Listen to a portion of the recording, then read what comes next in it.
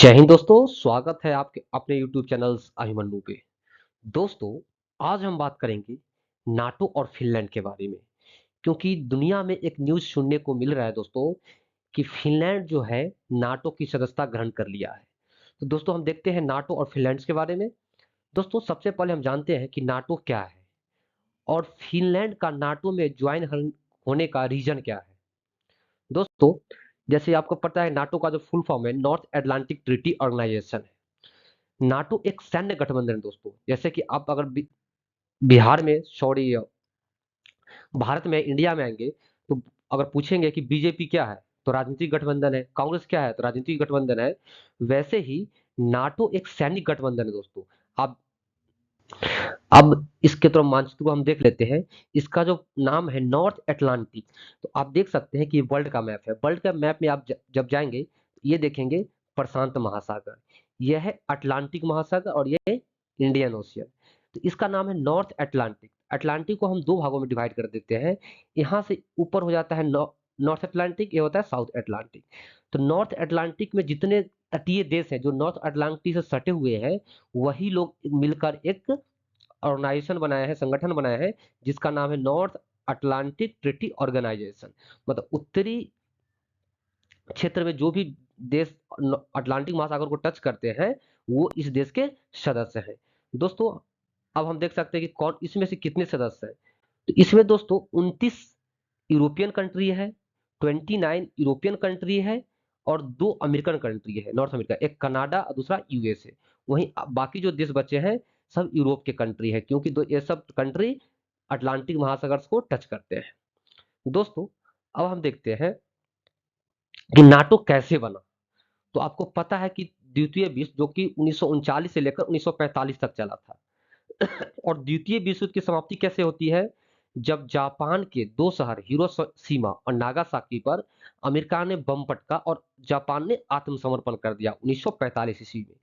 तब जाके द्वितीय विश्व युद्ध की समाप्ति हो जाती है। दोस्तों जब द्वितीय विश्व युद्ध की समाप्ति होती है तो पूरे दुनिया में जो दो देश है वो बहुत ही मजबूत उभरती है। एक है अमेरिका, यूनाइटेड स्टेट्स, और दूसरा था यूएसएसआर, सोवियत संघ, रूस। आप देख सकते हैं ये है अमेरिका और ये है यूएसएसआर, अभी सोवियत संघ। तो द्वितीय विश्व युद्ध की समाप्ति के बाद दो देश बहुत तेजी से उभरा जो शक्तिशाली था। एक था अमेरिका, दूसरा था यूएसएसआर।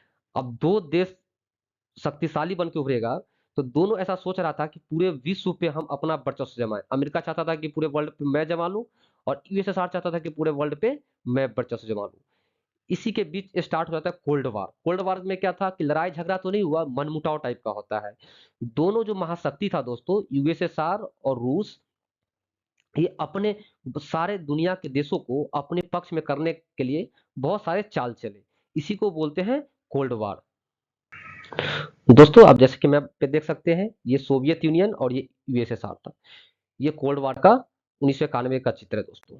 दोस्तों अब हुआ क्या, उस जब यूएसएसआर था तो यूएसएसआर में जो सरकार थी कम्युनिस्ट सरकार थी। जैसे कि आप अभी देखते हैं चाइना में कम्युनिस्ट सरकार है, वैसे यूएसएसआर में भी कम्युनिस्ट सरकार थी। और द्वितीय विश्व युद्ध के बाद दोस्तों होता क्या है कि यूरोपियन कंट्री जो थी बहुत ही कमजोर पड़ गई थी। यूरोपियन कंट्री थी वो बहुत ही कमजोर पड़ गई थी। तो यूएसएसआर चाहता था कि हम पूरे यूरोप के ऊपर अपना वर्चस्व स्थापित कर ले। ये था सोवियत संघ का मंशा था कि द्वितीय विश्व युद्ध में ये लोग कमजोर हो गया है, तो जीत तो गया था इंग्लैंड, अमेरिका, ब्रिटेन, फ्रांस, लेकिन कमजोर हो चुका था लड़के। आपको भी पता है कि लड़ाई लड़ने से किसी का आज तक भला नहीं हुआ है, जहां तक कि नुकसान ही हुआ है।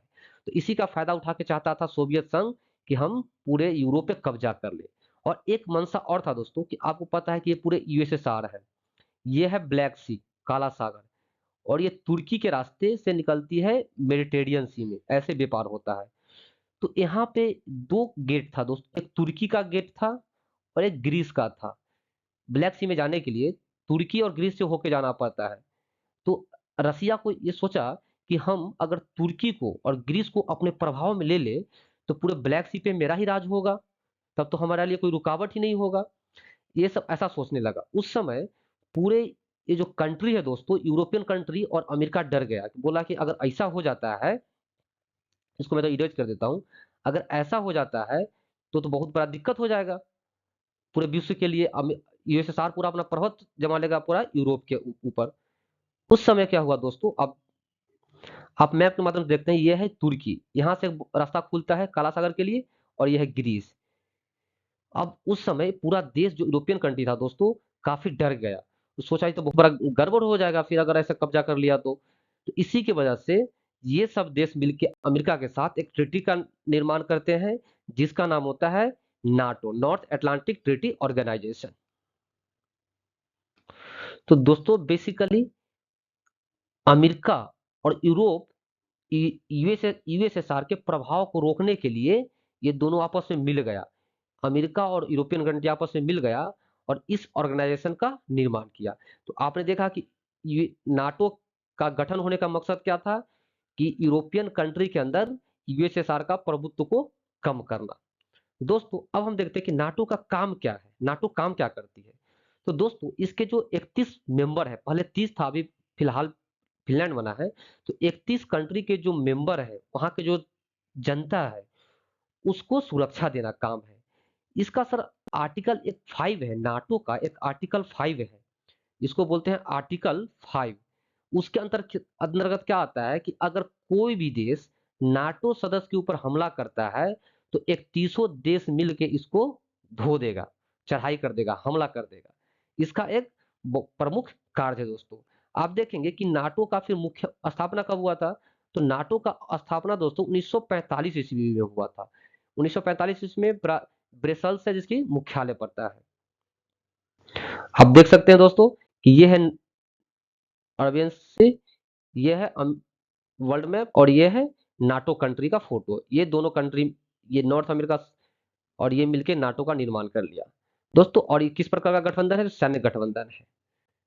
अब देखिए वर्तमान में जो लड़ाई चल रहा है दोस्तों, और एक चीज और आपको याद रखना चाहिए कि नाटो का एक मेंबर है, मुस्लिम कंट्री है, जो ओनली एक मुस्लिम कंट्री, जैसे टर्की। टर्की एक ही मुस्लिम कंट्री जो नाटो का मेंबर है। दोस्तों आप ये देख सकते हैं कि वर्तमान में रूस और यूक्रेन का लड़ाई क्यों हुआ है। तो यूक्रेन का कहना था कि भाई हम नाटो ज्वाइन करेंगे, यूक्रेन का कहना था कि भाई मैं नाटो ज्वाइन करूंगा। तो इस पे रसिया भड़क गया। इसके पीछे रीजन क्या था दोस्तों, अब हम मैप के माध्यम से देखते हैं। दोस्तों ये है रसिया, वर्तमान में रूस, और ये है यूक्रेन। रसिया क्या चाहता है कि ये जो रसिया का बॉर्डर है, इसके समीप नाटो का फौज नहीं आना चाहिए। अगर नाटो का फौज आ जाएगा जिसमें 31 कंट्री है, तो रसिया को कहीं ना कहीं नुकसान होगा। ये आपको भी पता है कि अगर नाटो का कोई भी सदस्य देश पे हमला करता है तो नाटो कंट्री आ जाएगा। तो अभी यूक्रेन अगर नाटो का सदस्य बनता है तो नाटो का फौज यहाँ तक पहुंच जाएगी। ऐसे पोलैंड तक का भी नाटो है, ये है पोलैंड तक, अगर यहाँ है तो बफर कंट्री का काम करती है। अगर नाटो का सदस्य बनता है यूक्रेन, तो फौज यहाँ इस बॉर्डर भी पहुंच जाएगी। इस वजह से रसिया और यूक्रेन का दोस्तों अभी वार चल रहा है। और आप देखेंगे कि ये 3 कंट्री है, एस्टोनिया, लातविया, लिथुआनिया, जो कि 2004 में नाटो का सदस्य बन गया था। इससे भी इसको बहुत नुकसान हो गया था दोस्तों। और जो इसका दोस्त है बेलारूस, ये नाटो का सदस्य नहीं है दोस्तों।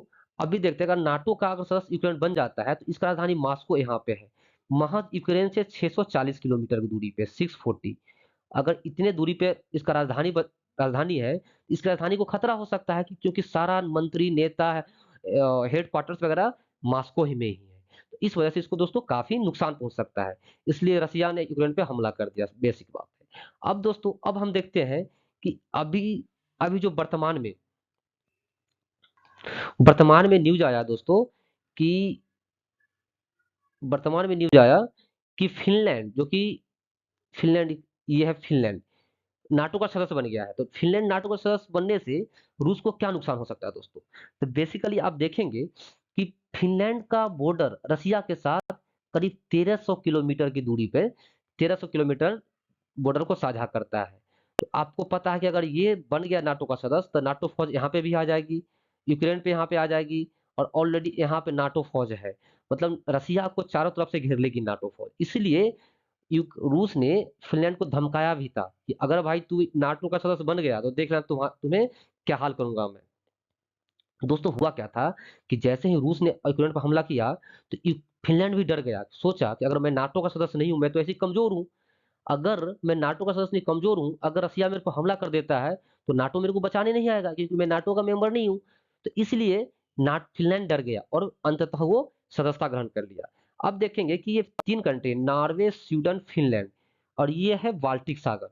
तो बाल्टिक सागर में अगर नाटो का सदस्य बन जाता है फ़िनलैंड, तो नाटो फ़ौज इस सागर में पहुँच जाएगी, गश्त लगाएगी, जो कि अमेरिका के लिए खतरा है। और आप देखेंगे कि ये फ़िनलैंड है और यहाँ पे आता है एक सेंट पीटर्सबर्ग है, एक सिटी है, आर्थिक राजधानी बोलते हैं रूस का। तो इसके नज़दीक पहुँच जाएगी नाटो फ़ौज। जैसे मु मुंबई इंडिया का आर्थिक राजधानी कहा जाता है, वैसे ही रसिया का आर्थिक राजधानी सेंट पीटर्सबर्ग है, जो कि बहुत कम दूरी पे है। अगर फ़िनलैंड में नाटो फ़ौज पहुँच जाती है, तो यहाँ पे हमला करना काफ़ी आसान हो जाएगा नाटो के लिए। इस वजह से ये रसिया जो है काफ़ी खपा हुआ था दोस्तों। और एक सबसे बड़ा वजह और भी आप जान लीजिए दोस्तों, ये जो रसिया का पार्ट है, इसको मैं थोड़ा इरेज़ कर देता हूँ।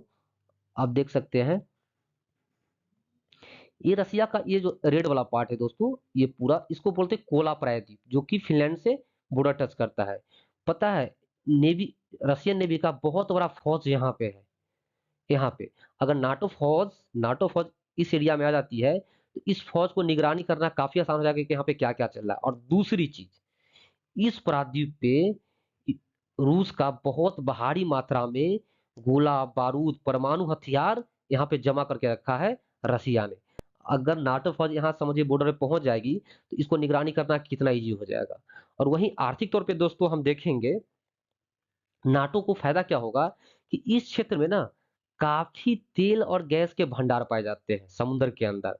अगर यहाँ नाटो फ़ौज आ गई, तो इस पे हो सकता है फ्यूचर में अधिकार भी कर ले। तो ये भी रसिया को नुकसान है दोस्तों। तो जो फ़िनलैंड ने दोस्तों नाटो का भी सदस्यता ग्रहण की है, इसके पीछे यही एक रीज़न था। दोस्तों, मैं उम्मीद करता हूँ कि आप ये टॉपिक्स को अच्छे से समझ गए होंगे। अगर अच्छे से समझ गए होंगे, आपके समझ में कुछ आया होगा, तो इस चैनल को सब्सक्राइब करें और वीडियो को लाइक करें। तब तक के लिए धन्यवाद।